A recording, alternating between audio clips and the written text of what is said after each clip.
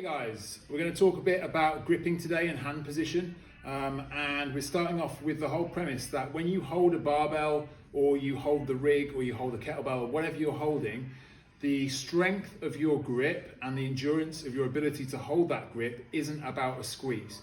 So if you think first of all about squeezing with your hands, what tends to happen is we get this tenodesis grip. So as I squeeze like this, I extend my wrists and you can see my forearms working like that. Now that's a very different action when we're trying to crush something to hold on to something. So what I see a lot of the time with barbells is you'll see people deadlifting and you see the barbell go from here into the fingers. Now what we do know is when the barbell gets heavy, it's going to come out the fingers and it's going to drop out. So that's why we tend to mix grip.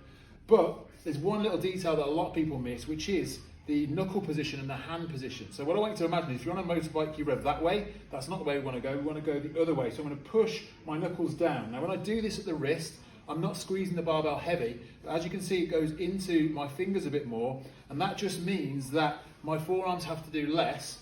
And from a biomechanical point of view, I'm securing the bar a little bit more. So as much as you can, just have a very gentle turnover of the wrist. So when you're deadlifting or you're pulling up anything, it's turning the wrist just over there. Okay, that's going to mean that you save your grip. When we get tired, what we do, we squeeze harder, which means we go into this grip here, the arms bend, it pulls me forwards, and all sorts of bad mechanics can happen from just that weak hand position. So it's just something to be aware of, turning the knuckles down. And like I said before, if we mix grip, we do exactly the same thing with different grips. We're trying to turn the knuckles that way to keep the barbell preserved.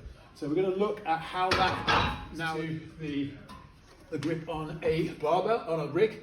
So I'm going to do the same thing here. So if you hold the bar here, we always say pinky knuckle high. So we get the pinky knuckle high over the bar and then we come down.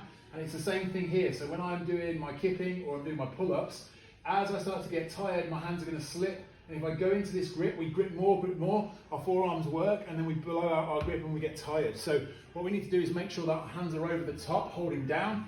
Those fair tricks that they have where the barbell slides, that's why it's so hard to grip onto those, because we naturally fall into that, we squeeze and it's difficult. So once again, when you're holding onto the rig, we put our hands over high, keep the wrists just in that firm position. So when you're kipping or when you're doing pull-ups, whatever the movement is, it's keeping you in that strong position. So don't squeeze, move your hands. So finally, same thing with a kettlebell. When you're carrying, whether it's farmer's walk or just moving a kettlebell, thinking about that wrist position. Good luck.